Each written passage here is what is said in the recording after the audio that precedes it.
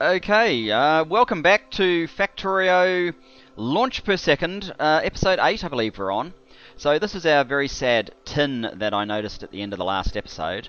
I might just quickly give them an upgrade so that when we do fix this, which we're about to, we'll get some advantages. Now, it's probably... Oh. Oops. Are we not able to put... Oh, we've got to put a product in here. Of course we do. Yes, it won't...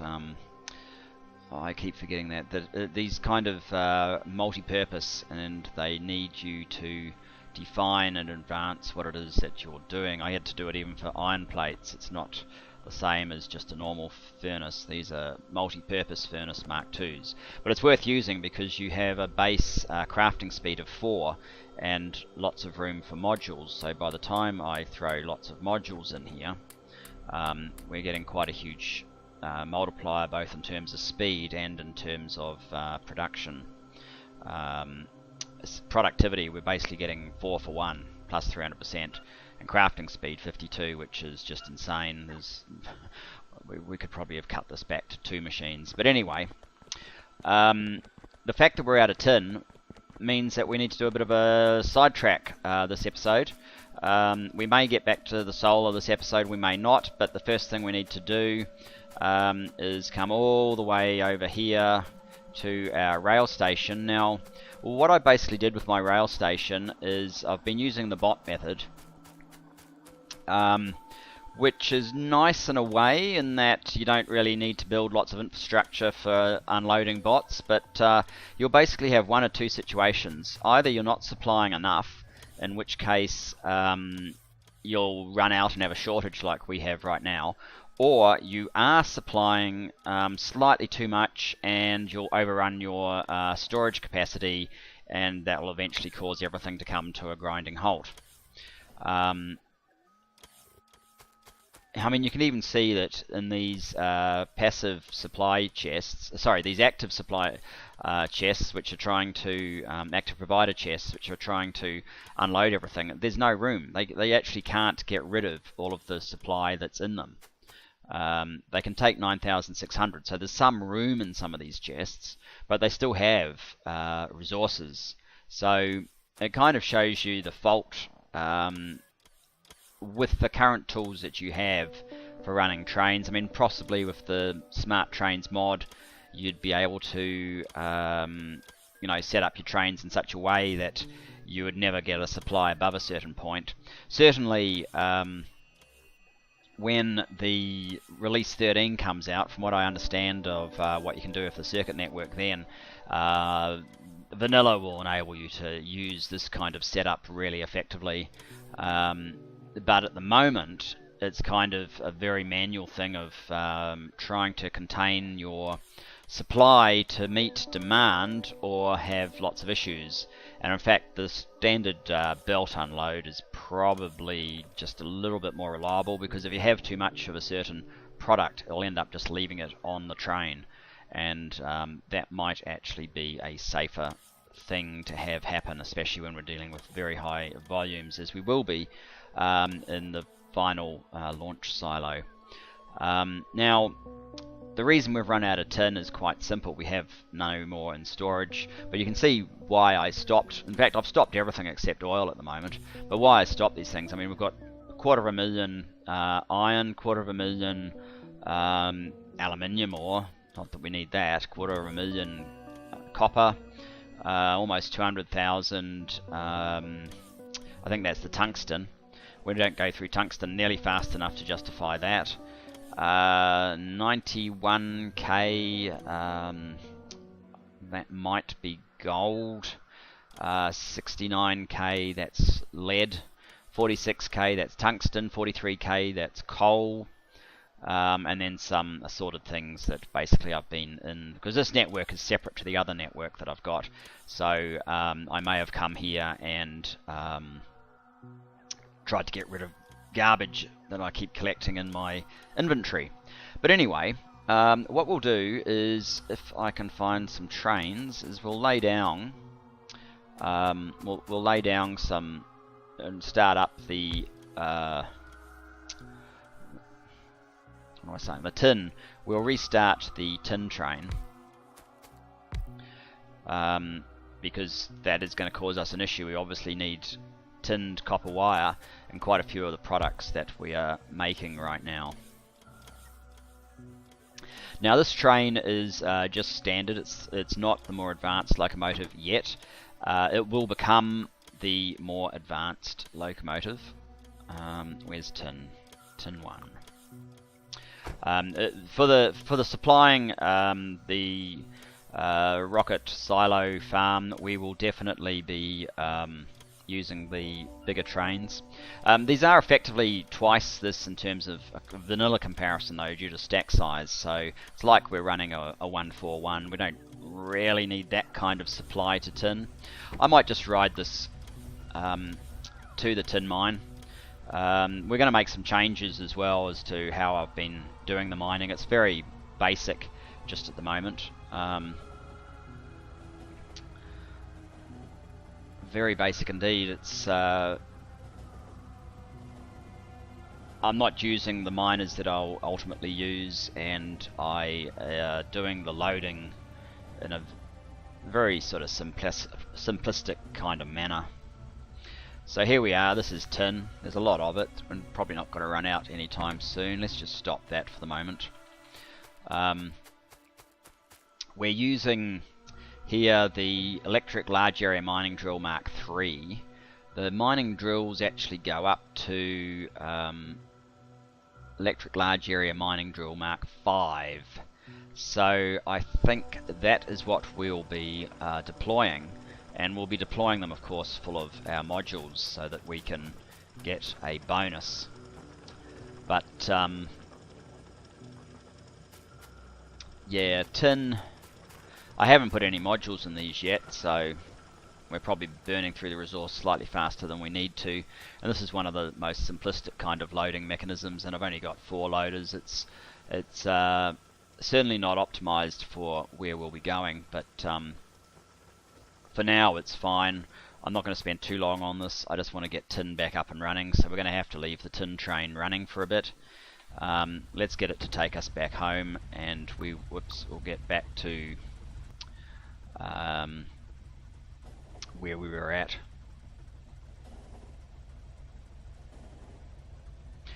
I don't have the large area mining drills in the network yet, so that's something else that's going to have to be added to the main line, but we've got plenty of time for that. We'll sort out solar first.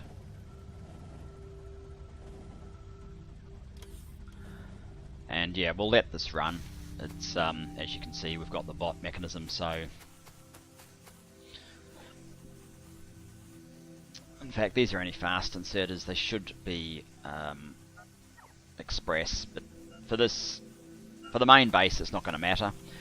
When we get to the rail depots for the rocket silo, we'll definitely be using the express inserters. And there's our beautiful tin restored. I don't think I need to turn on any other trains just yet. Iron is getting down. It was over 400,000 when I turned it off. So,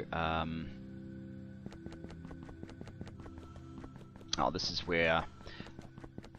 So basically, these are just stacking up the light oil, which we use to directly insert our solid rocket fuel into the launches. Get barreled up and transported by bots. Saves on a little bit of belts.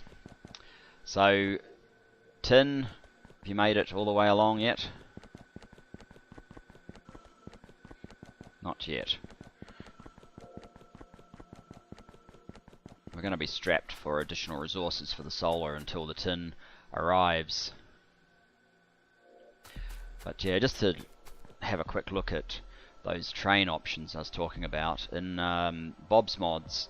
Well, here's the basic trains, but under Bob's mods you actually have a diesel locomotive Mark II, a Mark III, and an armoured version. I don't think we're going to require the armoured version because I'll be killing biters with a large enough zone that we're not going to need to worry about them. So, but we will use the Mark III version of the locomotive, and cargo wagon Mark II, Mark III.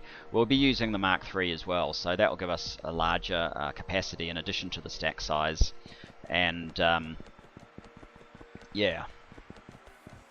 So here we go. This belt won't take very long to get completely full, I'm pretty sure, and then it's just a matter of feeding down until we get enough resources to resume the solar farm. Time for a coffee, I think.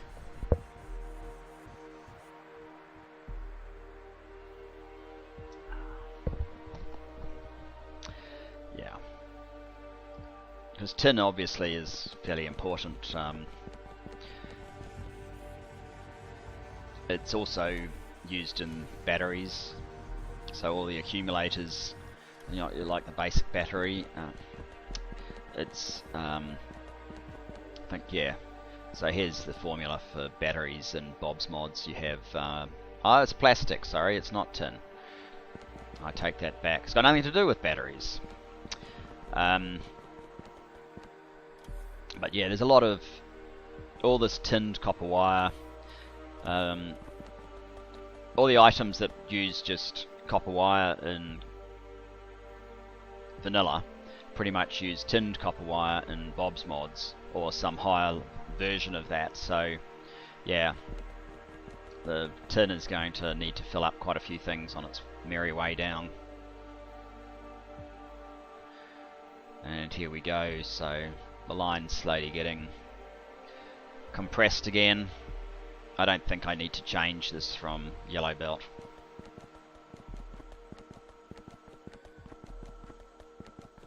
For now anyway, for this factory. There's something else that uses tin. Solder plate, of course. Needs quite a lot of tin. Without that we can't have solder, and we need solder in all the electronics as well, so yeah.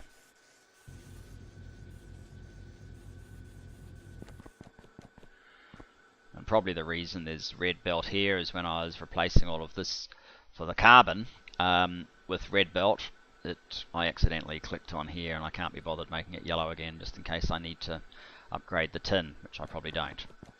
Okay, how many of these guys do we have now? These Mark IIs or Mark IIIs? We're getting some, but not many. We've run out again. What are we short of? Titanium plates. Well, I may not actually be putting titanium into the network either, because I was running it on belt, secondary belt. But we will put that into the network in the same quick and ready fashion that we've been using of late. And actually, while I'm here, let's pull out our concrete maker and just, you know,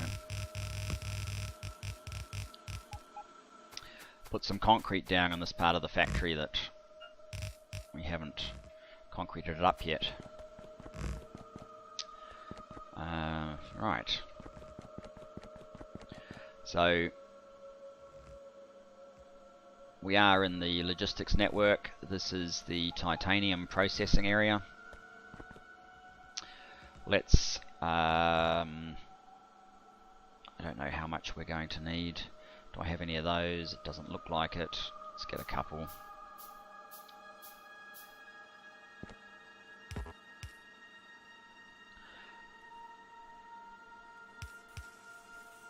And we'll limit them so they don't go berserk.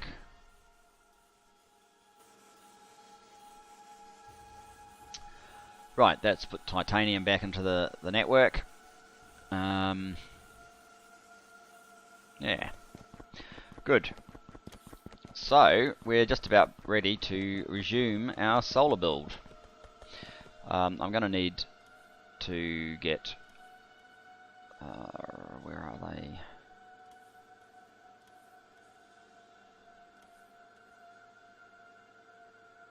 These guys, which ones? The high capacity Mark IIIs. I want, say, 100 of them in my inventory. as well, because obviously we're going to need some accumulators in this whole process as well. Let's come down here past the gems. How are we doing actually for gems? Looks like we're doing fine. There's a lot of multipliers going on here as well, of course. So these are the raw products that we mined, and I actually mined this just by driving a car up to a gem mine, planting down a mine, filling a steel chest up, coming back, going off, killing biters, coming back to a full chest, and then just bringing it back to the base. So if we ever run out, I'll just repeat that, but you don't need that many gems, and given that I've got, they're not the highest quality God modules here, but we do have multipliers here, so we're kind of doubling up several times. So our raw gems here, by the time they turn into cut diamonds, it's kind of been multiplied a few times from the raw version, so we probably never need to revisit gems, I suspect. They're not part of the formula for our launches, so we're not going to ever use them at a volume that's going to make a big difference. Right, so here we are. Now what have we got? Large solar panels have finally caught up. And of course it's pitch black. Of course it is.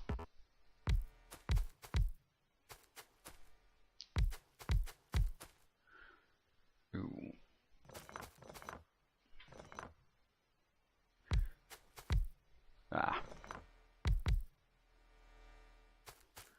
As soon as I've finished this, I'll obviously be... It's interesting. So, okay. I mean, I could be putting these right to the edge like that if I really wanted to, but I don't really see the point. So, where are our accumulators? Where did they end up?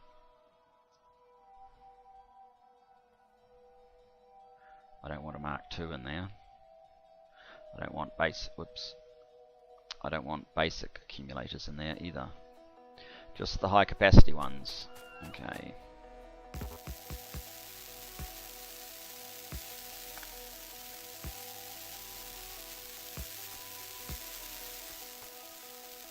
Just fill in the hole with something useful. Right, now.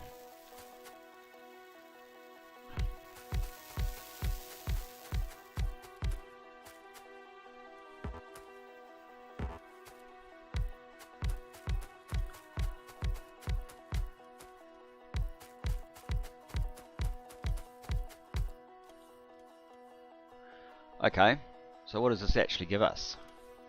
That is the question. Power. So,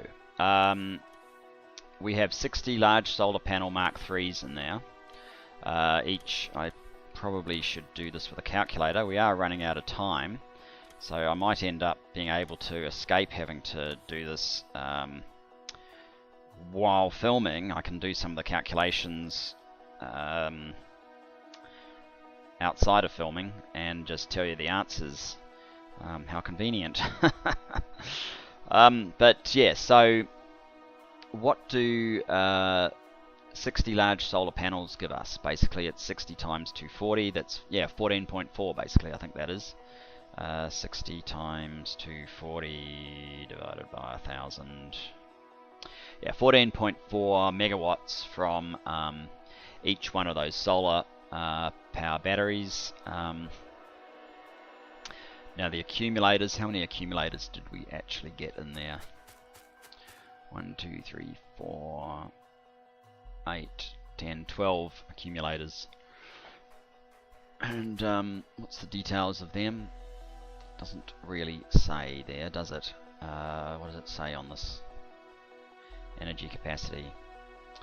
Right, so what I'm going to need to do is do some quick maths on all of this. So we've got 14.4 megawatts per each time I stamp. Like I'll make a blueprint of this and we'll start stamping it down. I think I probably want 20. That gives us about 280. I actually want some power to come from the steam engines because that's a sink for excess hydrogen. So maybe we don't want to go quite to 280 just yet. I might pull it a little bit short Go to about 15 of these or something. We'll see soon. But anyway, 14.4. And we'll have to calculate out the number of accumulators we need. Obviously, just a handful in the middle of each of these is not going to be enough. We're going to have a accumulator farm separate. I'll link a post from the Factorio forums and into the discussions below that actually gives a bit of a formula for how to calculate out the sort of power usage and the number of accumulators and the number of panels that you need for a certain power output, and I'll try and do a little bit of math around that and come up with what I want for powering our, because I don't want to be relying on coal for it all. That's just yet another resource that we're going to need in vast quantity to make the whole thing work. So let's not rely on coal. That's why I'm building solar. But anyway, I think that's all we've got time for this episode. So thanks for joining us, thanks for watching, and looking forward to see you in the next episode. Cheers everyone. Bye.